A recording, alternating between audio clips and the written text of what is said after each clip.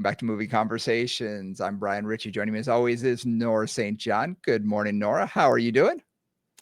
I'm doing pretty well over here in California, Brian. And I know for those of you who are listening, Brian just returned from a long trip to China.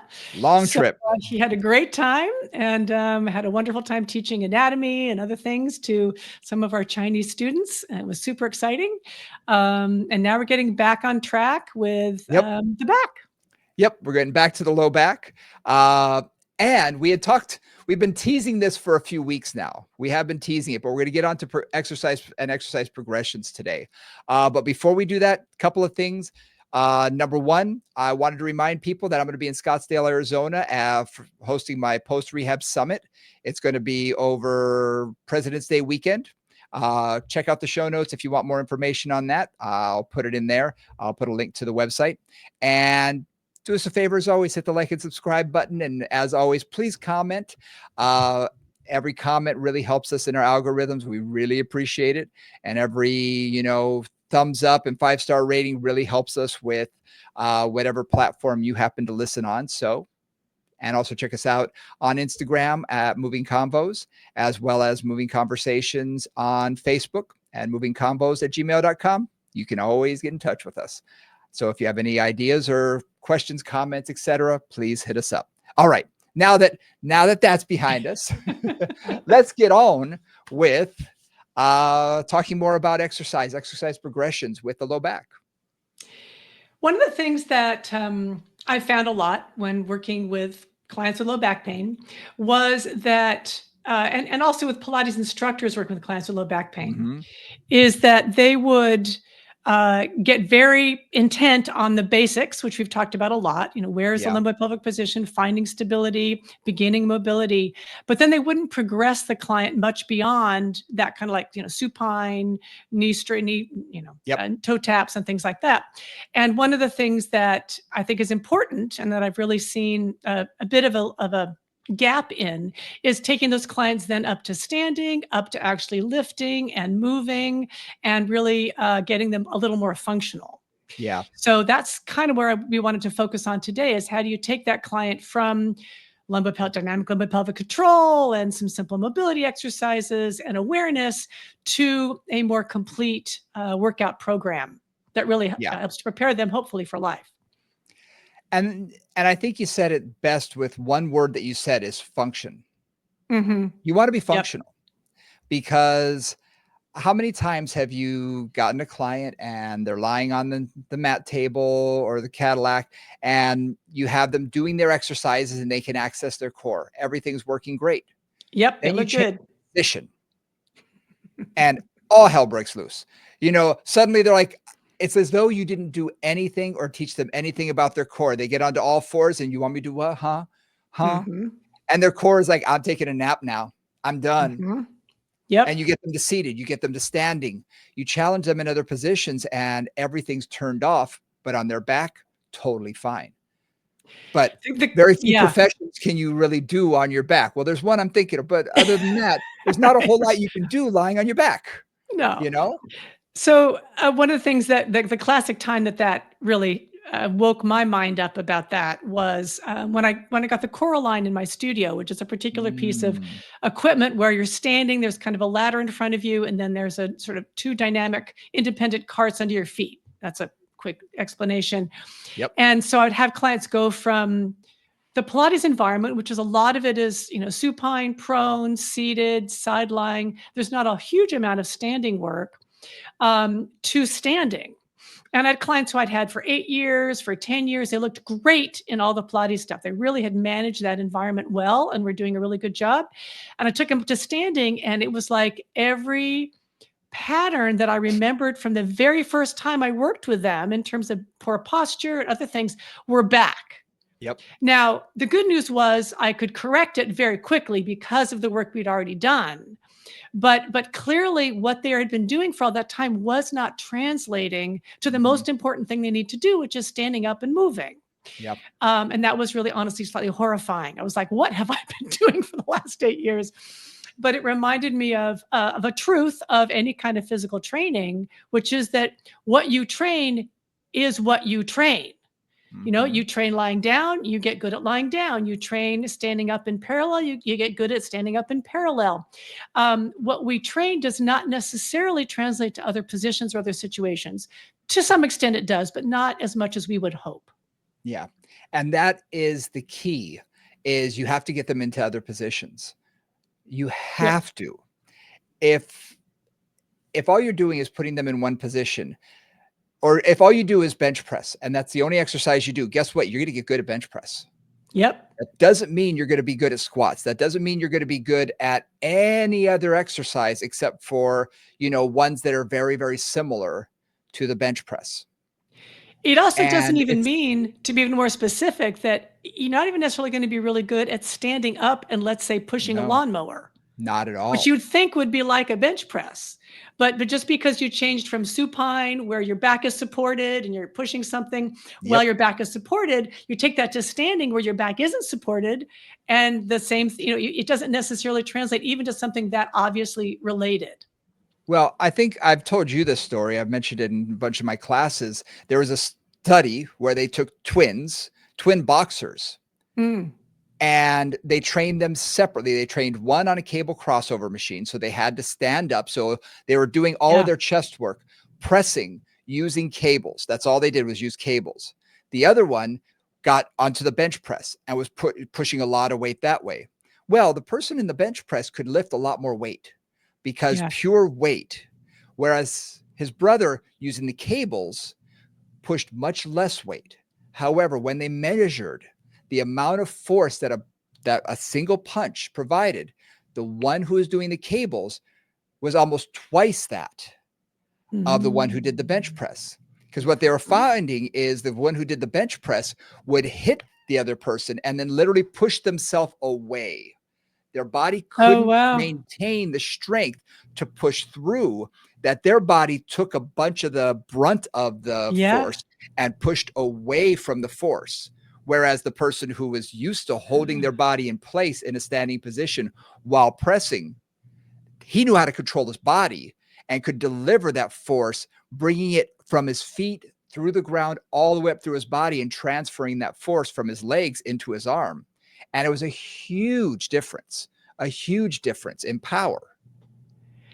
That is a beautiful study. So that certainly speaks to or reinforces our Yeah. belief system. So just to be clear on that, which is that when you train somebody to use the body in an integrated fashion, you get better results than when you do isolated movements. I mean, Hmm. clearly isolated movements are good for certain things, and sometimes you need Sure. strength in an isolated area. But that's exactly the point, right? That in a standing position with a cable cross machine, you're using your legs, you're using your feet, using your hips, using your torso, and you're moving that force through the whole body Hmm. to be delivered by that arm, which is very, very different than something where your back is completely stabilized by the bench, right? Your feet are there and you're just pushing with the arms. Yep. And that's really where we want to take clients with low back pain, is to get them into more upright, functional, moving positions where they can use the whole body. Yeah. Yeah. I think that I forgive me if I'm jumping to a conclusion here, but I'm going to say it in fitness terms. Yeah. Most of fitness was developed for bodybuilders, Yeah. for physique athletes, or for strength athletes doing a specific lift, Olympic style lifting, Right. powerlifting. That's Yep. what it was designed for. Either vanity, where you're isolating all the muscles, or a specific one, lift, for instance, Yep. or Yep. the big three: squats, deads, and presses. So it was really specifically for that.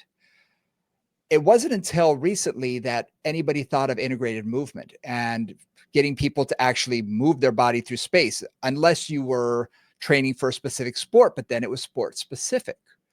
Right.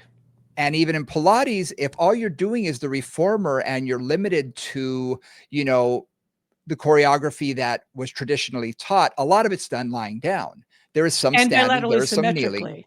And And, yes, and it's bilaterally symmetrical for the most part. It doesn't work on yeah, independence, and it doesn't have a lot of rotation, just to, address two of the limitations there. exactly. Unless you put it into your choreography, you have to Right. create that. Yep. And that's something that you and I both do when we're teaching our courses, is really trying to create and get people to think outside of the traditional In either discipline, in either discipline, in all right? disciplines. Yep. In all disciplines, you don't have to just do, these 10 exercises. You can do a ton of different exercises. And it's all about integrating movement and trying to get people to think beyond the box, think beyond what they're used to. So when they come to me from a physical therapist and here's one page of exercises, and I've been doing this for the last 2 weeks, or I'm supposed to have been doing this for the last few months. More And I likely. started again yesterday knowing I was coming to see you. And it's like, okay, but what now? What about the progression?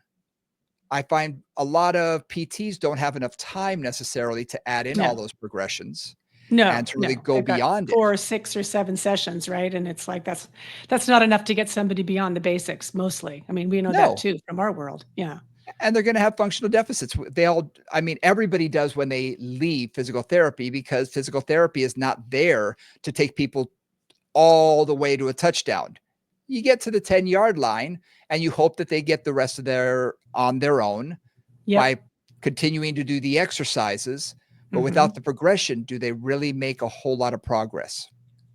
It's Some do, questionable. some don't, Exactly. right? A lot don't. A lot get stuck somewhere. And it may be that they make some progress and then they get stuck at some plateau. They can't lean over, they can't rotate, they can't, Yep. something. And I think, and forgive me if, again, this is me jumping to a different conclusion. A lot of physical therapists are people who like to exercise, are people who are exercisers, either in a sport or they are gym rat or they're Pilates or whatever. They really enjoy the exercise aspect. So I think we have to remind ourselves sometimes that not everybody's like us.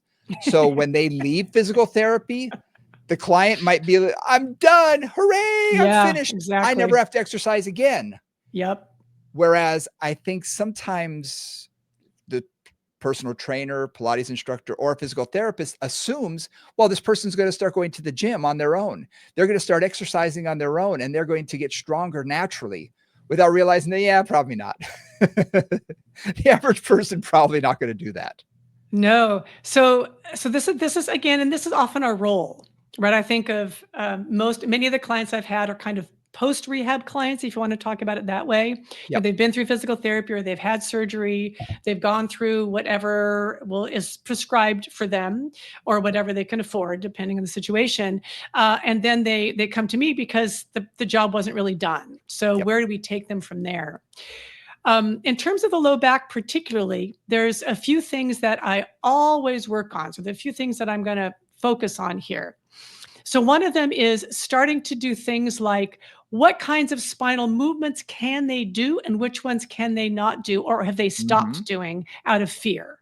Sure. Because very often that's not addressed in terms of a physical therapy program. Typically they're pretty sagittal, they're pretty bilateral. They're not always a lot of rotation or other kinds of things going, or even lateral flexion. They're usually stuck pretty much in that plane.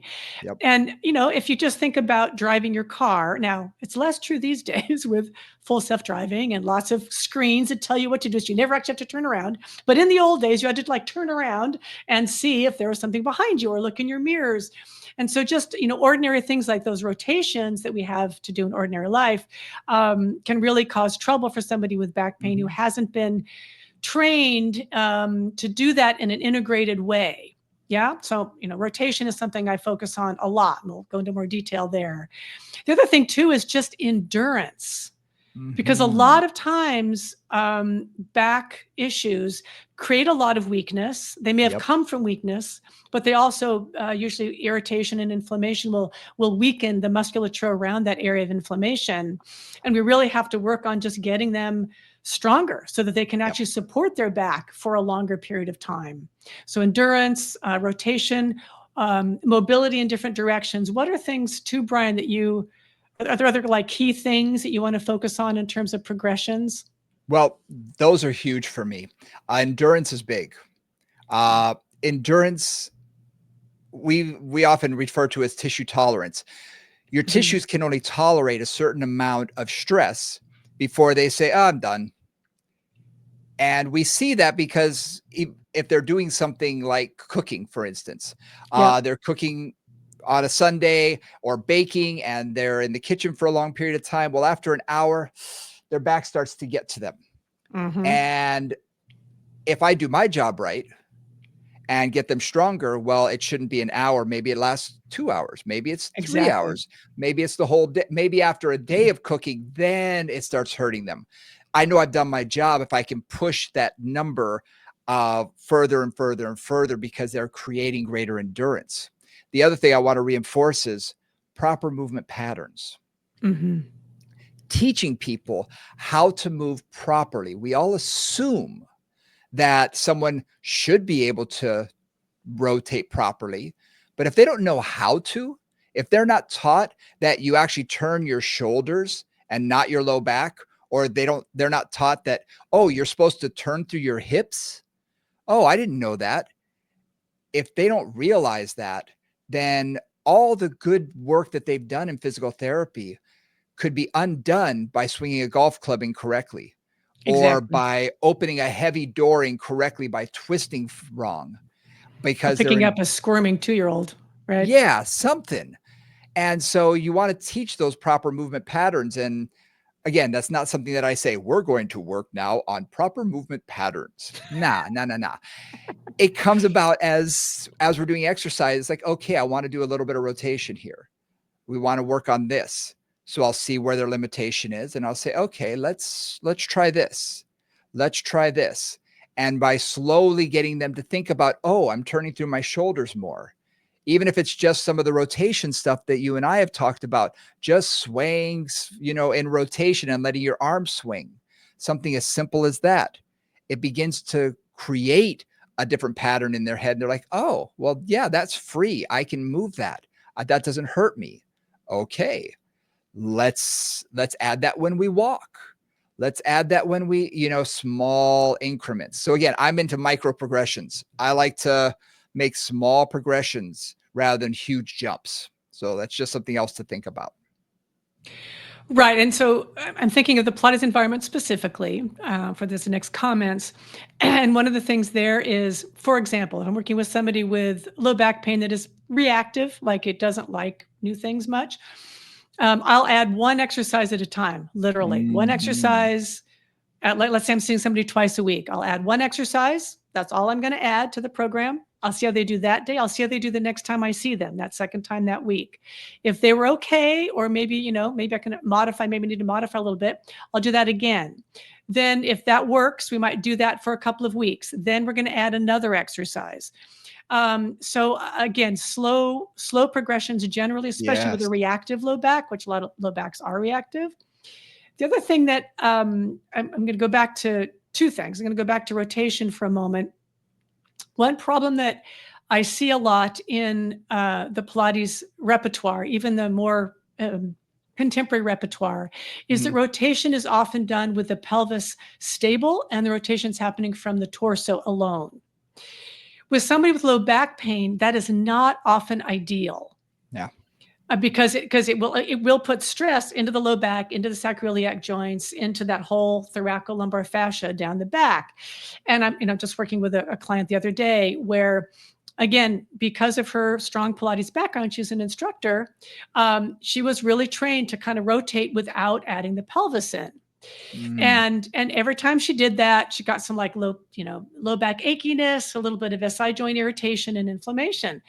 And so it's like, okay, so you are not going to rotate from the torso alone. Like, we're not going to do those exercises. If you're rotating, I want you to include the pelvis in that rotation. And we really worked on training the rotation, initiating from the pelvis. And in her case, it was almost like the pelvis rotates and the rib cage and the pelvis stay oriented with each other. Like, you're not even Mhm. really rotating the rib cage much more than the pelvis. Mhm. And this brought me back to another thing I work on a lot with low back is, how stable do I need to keep that low back in functional exercises or in mobility? Mhm. So another little example from the Pilates repertoire is short spine massage.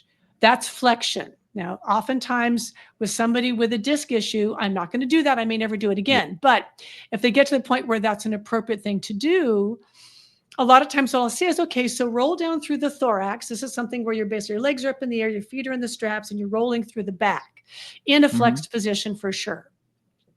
So go through the thorax, and then maybe you kind of lower the whole load back in a clump. So you're not going to rotate, or you're not going to flex through Yeah. the lumbar.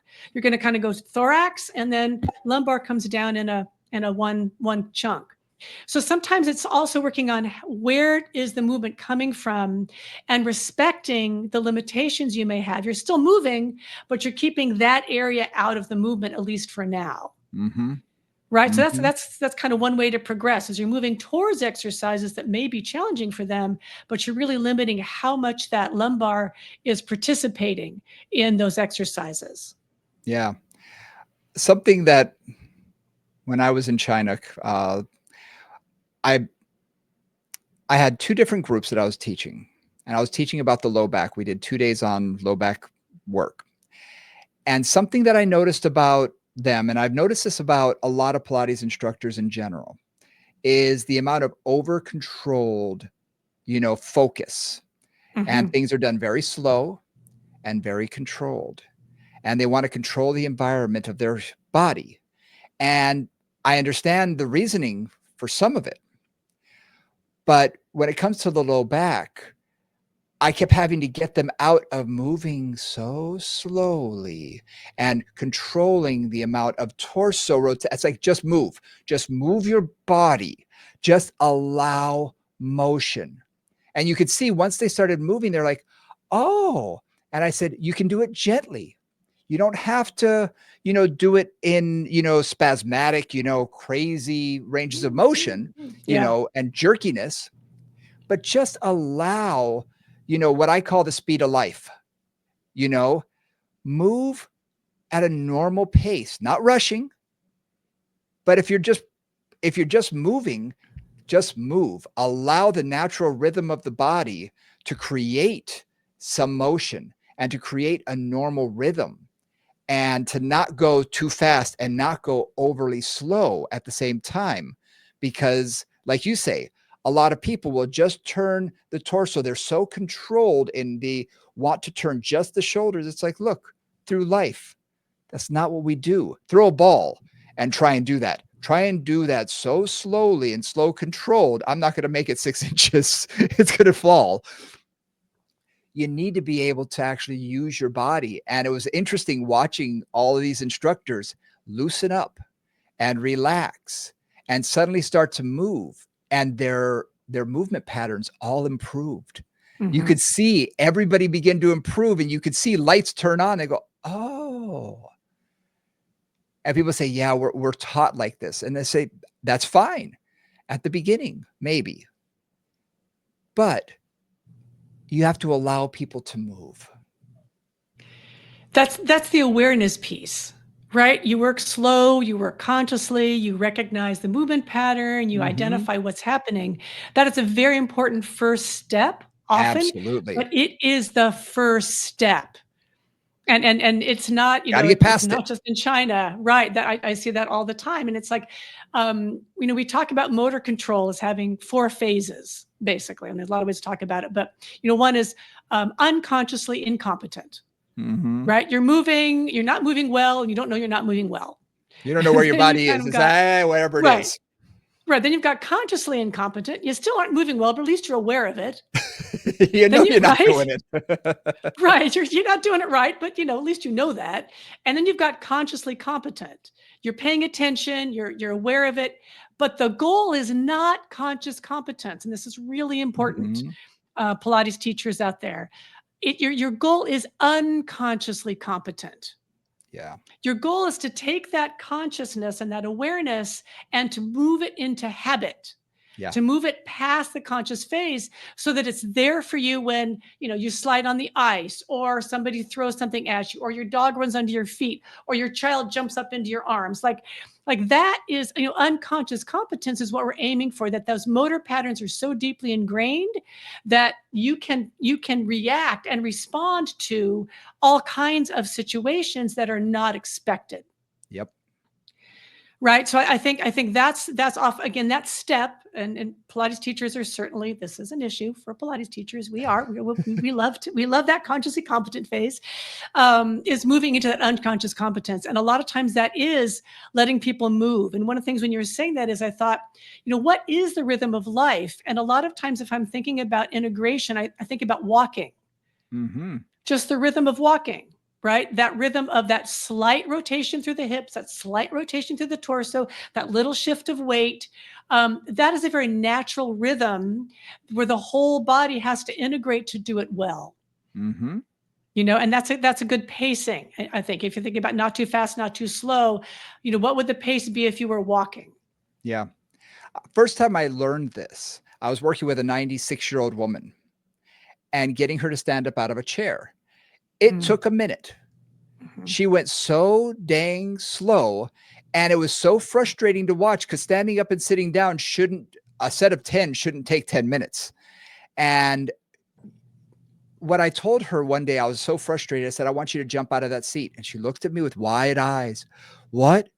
And I said, I want you to get up out of that chair as fast as possible. I'm here. I'm not going to let anything happen to you. You're safe. I'm right here, but come up as quickly as possible. And she stood up normally. She just went, stand up. In her mind, she jumped, Yeah. but she moved at a normal pace. And it dawned on me, Yeah. we seem to lose that when we have fear of pain, when we Absolutely. have uh, fear of falling, whenever there's Yep. fear involved, we have a tendency to close our world and our environment down. We get smaller and smaller and smaller. And again, this is a 96-year-old woman who had fallen down a huge flight of stairs. She had some Okay. fear. Yeah. There's understandable fear there. And once we moved past that, it opened up her world. It was, wow, she was moving at a regular pace, and it was wonderful to watch. But that sort of was one of those keys that I thought, wow. And I noticed that with some clients, they start pushing, and like on the reformer or something, they're pushing and they're going slow, and you can see they're enjoying the slowness. I'm like, great, that's awesome. Let's move. And I would just say speed of life, and they'll say, oh, I'm with you. And then they start getting into a normal rhythm. And you can find when they're like walking is a perfect example. They get that natural rhythm going. It's like, yeah, you can feel it and see it, and it looks comfortable. If they go too Yep. fast, it looks uncomfortable. If they go too slow, it looks too hard. Like just standing up is so difficult. But if they're just at that natural, easy rhythm, it should look effortless and easy. So thinking about specific exercises, for me, some of it is things like sitting down and getting up, right? Yep. Called stand to sit or sit to stand. Just working with sitting down and getting up and sitting down and getting up and sitting down and getting up. And how do you do that comfortably? How do you do that?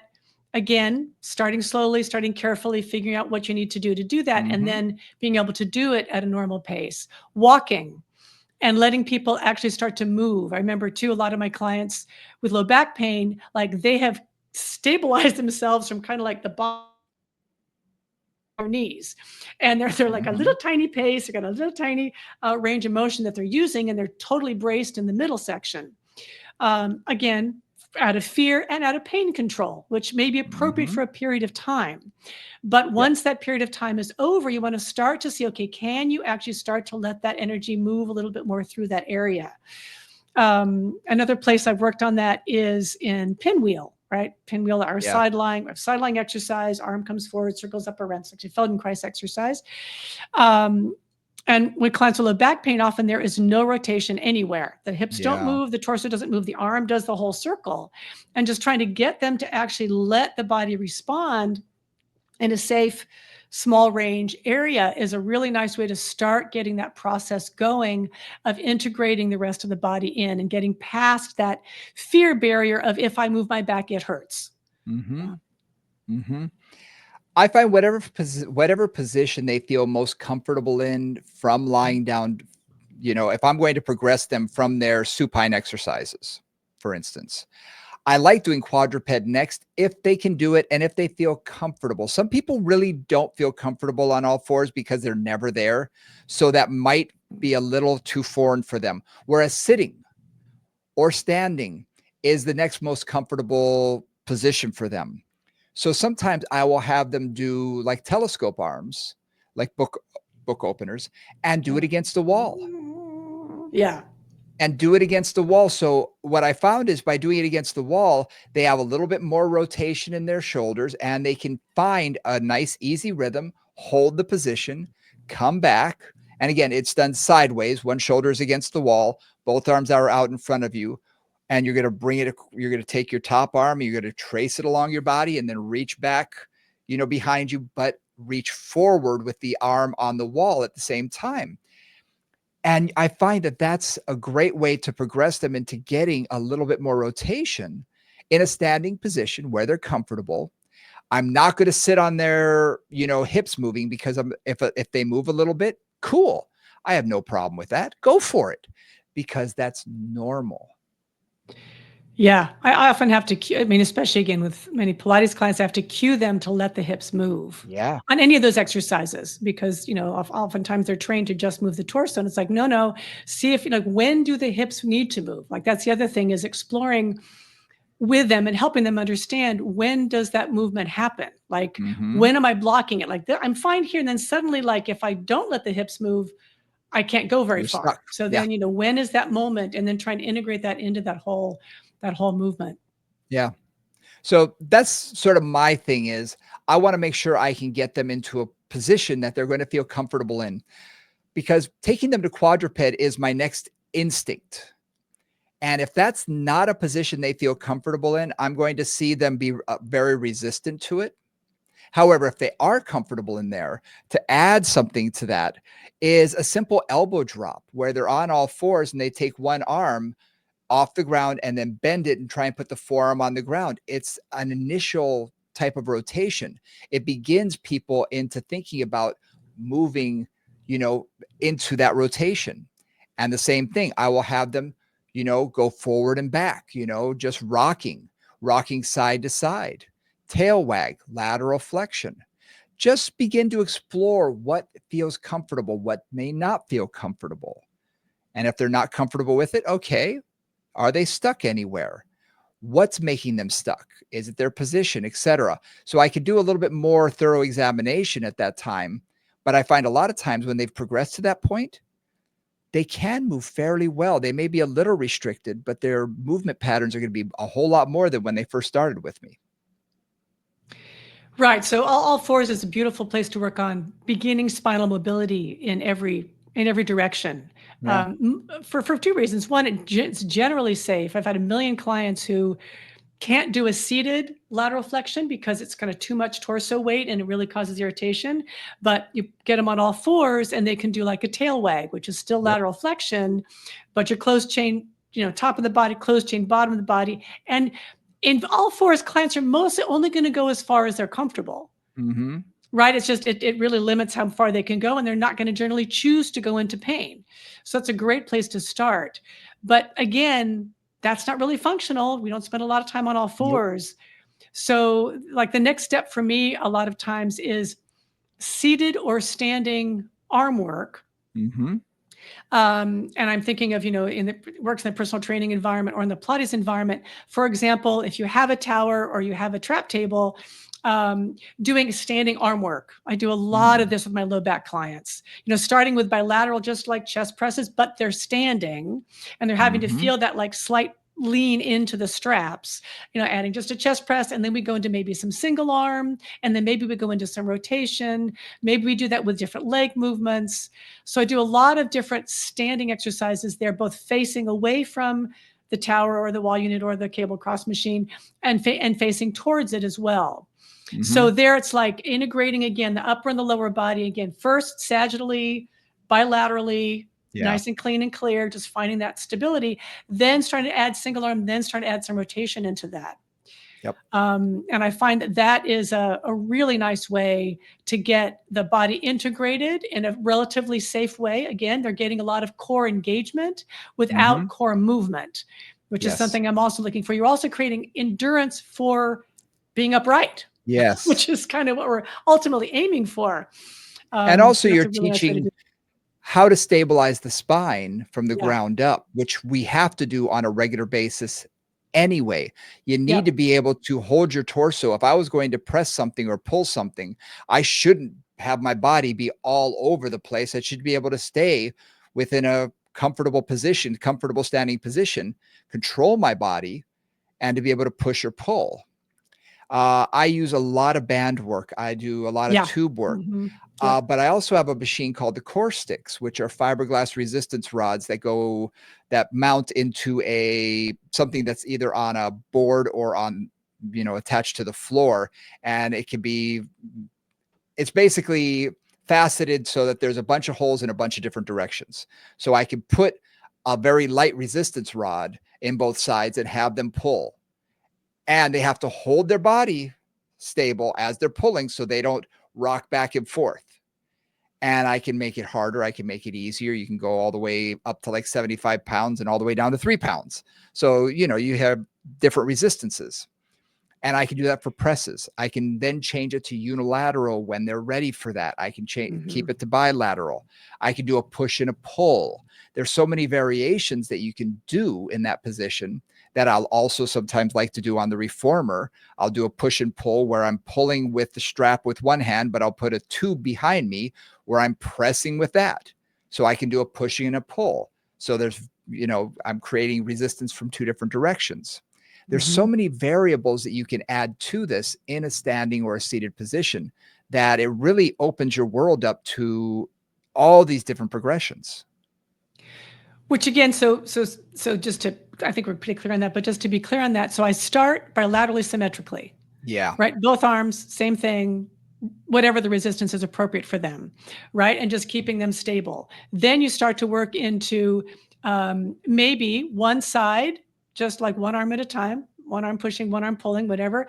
Then starting to add rotation. And then maybe, for me, the last step would be one arm pulling, one arm pushing against resistance, because that's going to give the most force through the body. So that, again, that general progression is a nice way to build endurance. And it's a way to develop functional dynamic core strength. Yeah. And again, for a low back issue, what I love about all those standing exercises and seated, you can do some of that seated too, but is that it's training the body in a neutral low back position. Because typically all that's done from a neutral low back, you're training it to take those forces in a bunch of different ways through the body and pull that force from the arms, say through the core, through the torso, through the pelvis, out the other leg, right? So you're really getting that full integration of the body. Yeah. And it's important to remember that we're taking this in stages. So so the supine work is important. Yes. Quadruped work, that's all important. Absolutely. But to take them to that next level is so important to be able to graduate to regular exercises. Now, there are times when someone will have generalized low back pain and they're not in an acute situation where they're tired of doing all of the lying down stuff and they just want to exercise. I just want to work out. Yeah. So you know what? I could put them in a seated position and have them do a cable row. Yep. Or have them do a press or even a lateral raise that if I'm lifting weights up to my side, guess what? My torso has to respond to that. My spine has to respond. Exactly. And I can keep it bilateral, or I can eventually move them to unilateral, or I can change the plane of motion from one plane, from sagittal to frontal, or a mixture of both, or throw in different things. And what I love to do is I use the clock all the time. I'll say, okay, we're going to take the dumbbells. Where I say 12 o'clock, take it to the front. When I say 3 o'clock, it's out to the side. And will I go to 4? No, my arms don't do that. But I can still do noon to 3 or from noon to 6. And or noon to 9 o'clock. And that's a great way just to throw some variety in there, get their brain, active at the same time, but hit different planes of motion. Because each time I do that, my spine has to adjust just a little bit. And I find that those progressions, their mind isn't on their spine or on their low back pain. It's on, what am I saying? I'm sort of distracting them. And that distraction can actually help get their mind off of their back. Exactly. So they're not even thinking about that. Yep. And and at the end of 4 or 5 sessions, their back is a lot stronger, but they haven't even thought about, we're doing low back training. Exactly. Exactly. Do something else. It's sneaky. Sneaky. In a way. And sometimes you do. Like low back pain can be so fear-inducing that you often have to find ways to give them exercises and not have them focus on their back, right? Oh, we're going to Yep. do this exercise for your arms, right? Mhm. Or for your legs or for something else. And you're getting a lot of core work in there too, but they're not focusing there. So like, let's really feel those shoulders and where they are going, or feel, how those legs are working or whatever the cues are. So cue them away from the area that's uncomfortable for them. And And that's anytime really, you're yeah, and if you're in a standing position, think of it that way. yeah. Anytime you load the body from a standing position, your core has to be engaged in one way, shape, or form. If I'm doing a Hmm. tricep press down, well, Yeah. guess what? If my torso is not engaged, if my core is not Mhm. engaged, I'm going to collapse. Exactly.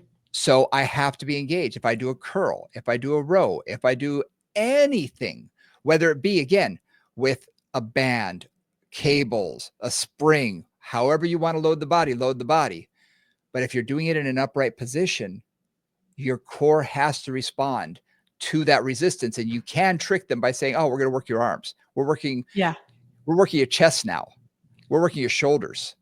Oh, okay. We're not focused on that anymore. I'm exercising. I'm working out now. So yeah, you are, but yeah, we're gonna kill two birds with one stone now. And in the reformer, again, just to be in the Pilates environment for a moment, right? We've got actually Pilates environment generally. You've got some options. All the arm work.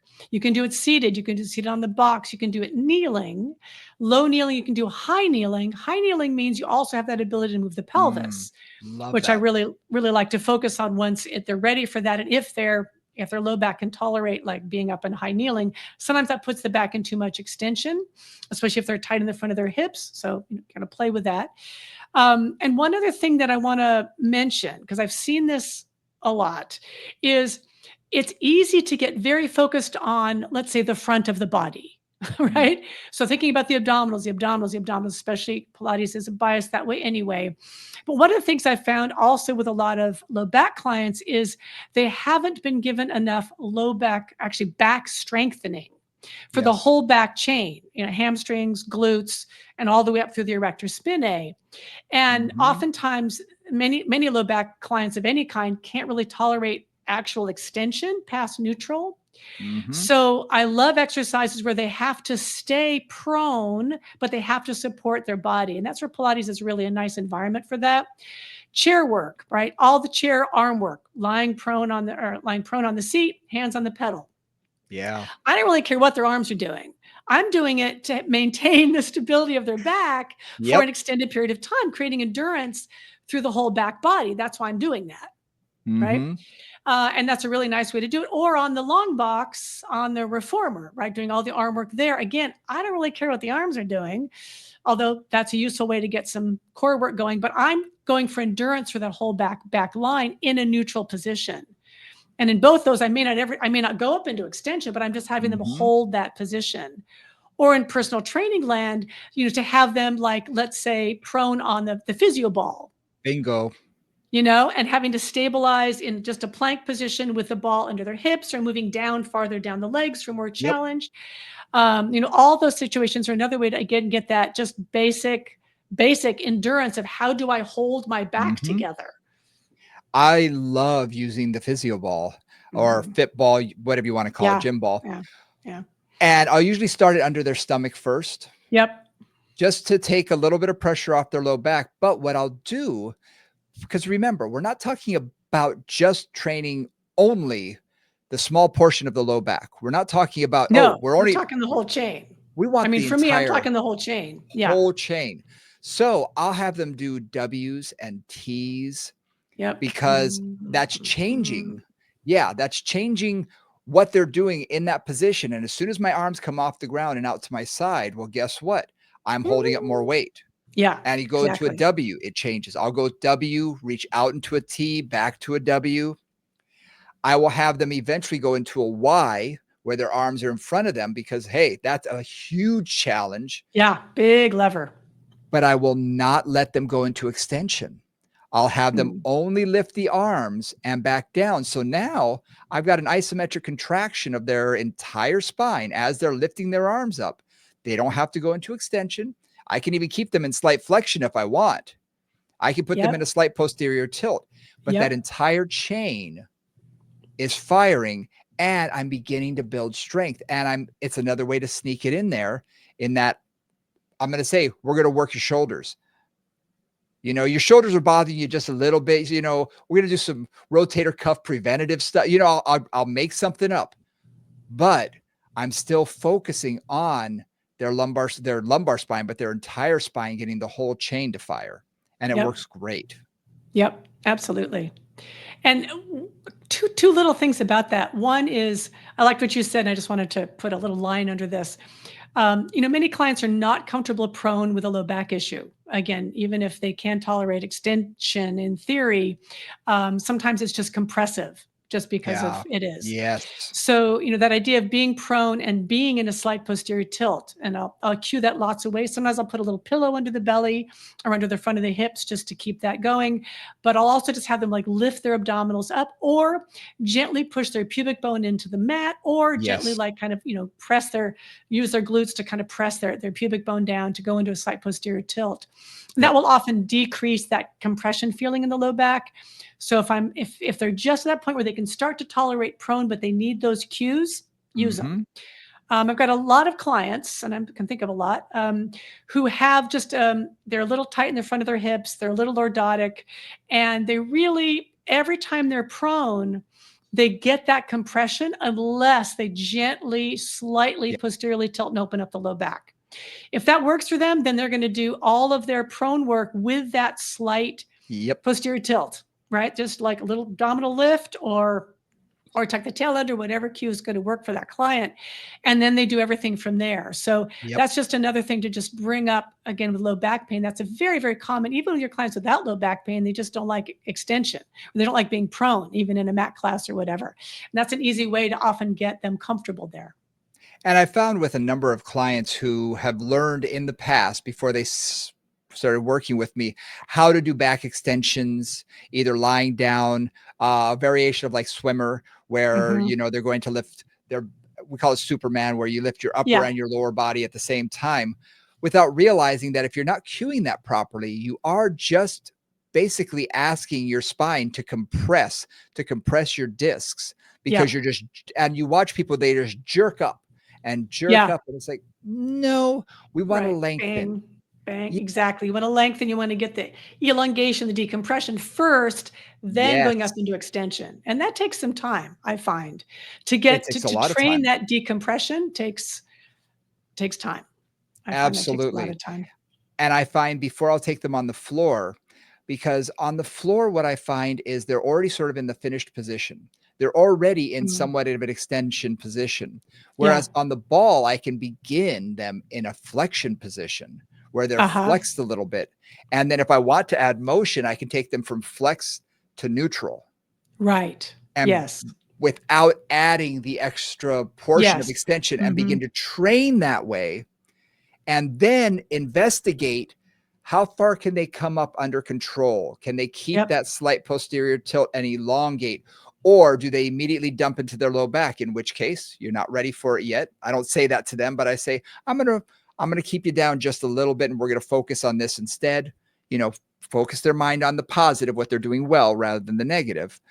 But yeah, and then again, begin to investigate, what can they do. Take them small, micro progression, an inch at a time, until they can go into more extension, and they're getting more thoracic extension and really lengthening the body. And you can see the difference when done properly. You can really see the difference. In the Pilates environment, both, so the chair or the ladder barrel are two places where I play with this. So on the chair, if I'm really starting somebody to be very gently going into extension, and I know the lumbar is sensitive, they may be like on the chair with their feet, or their edge of their hips, or the hip joint at the back edge of the chair, Mm, their feet on the floor. yep. Right. And their hands on the pedal, perhaps, if I'm going to have them do that. And they may really be keeping their hips where they are, pull the abdominals up, and then just a slight extension there. So Yep. because the legs are down, you're really just focusing on the muscle, really the upper back muscles, and a little bit of the erector spinae. You're not getting into that whole chain down through the glutes and the hamstrings. Oftentimes that whole chain is where things get tricky. So that allows me to Hmm. just work a piece of it, and slowly get kind of just some upper back strength and some rector spinae strength, and then we can work on the lower half too. So those are little places to play with in terms of getting low back happiness or back strength in a segmental way. Mm-hmm. One thing that I want to move on a little bit toward, we have a few minutes left, next 5 minutes or so. Let's talk about lateral flexion. Mm-hmm. We haven't really Yep. discussed that. And I think it's very important because we do things like side planks and side crunch, side sit up, whatever you want to call it, those type of exercises, which are all great. But for some people, they may not be able to tolerate it because of the weight of their body is pretty heavy. And I see a lot of clients who have a few pounds to lose, let's just say. So that's a lot of weight. And especially if their arms aren't strong enough to really maintain a side plank, even on their knees, it can be very difficult without straining their lumbar spine or their hip. I've seen that as well. Yeah, absolutely. So we have to find other ways to begin to train the lateral flexion, at least in a safe environment, and then work toward some of our more difficult exercises. So my typical lateral flexion starting point is tail wag in all fours, Yes. just to start the movement, the mobility piece. And then when I'm starting to work on the strength piece, my favorite tool is the Pilates arc, also known as a spine corrector or the small barrel in Pilates, where your hips are basically in the well and you've got an arc that your torso can lean over. And then you can use different parts of the rib cage to kind of push up, slowly getting into segmental strength through the torso. Mm-hmm. Most clients find that tolerable because they're fully supported underneath that side body. And I can take it like they can do just a partial sit up where they're kind of pushing their upper rib cage into the arc as they come up. And maybe their head is supported. Maybe their arm is down or their elbows on the arcs. They're actually getting some support from the bottom of the body. And then slowly build up how far they come up to get some strength going there. And I can even do from there, just like coming up to neutral and then going back down and coming up to neutral and going back down. Well, really the whole lower half of the torso is supported. Mm-hmm. So those are my favorite places to start to get some side body strength. And, one of the things about side body strength I find is with most of my clients anyway, certainly my low back clients, they will have strength on one side and literally nothing on the other. Right. Yes. Right. They'll do one side and they'll be able to do it and it'll be fine. They'll turn the other side. They'll look at me like, Huh? how do I do this? They just don't, it's not even in their awareness of how to lift up on that side. And that really tells me about, pretty radical side to side imbalance I need to work on. Right. My favorite to initiate this is done with a tube, and it's done in the standing position. Can be done seated, but I like it in the standing position. And I will anchor it 4 feet off the ground roughly. And I will have them start holding it with their hands on their head. Yep. Because now it's pulling me sideways. So again, I can start with a yellow band, something very light or, a red, and just have them stand there. And now they've got a little bit of pull. I'm just keeping them nice and tall. Then when they're ready, they can either take a half a step to the side.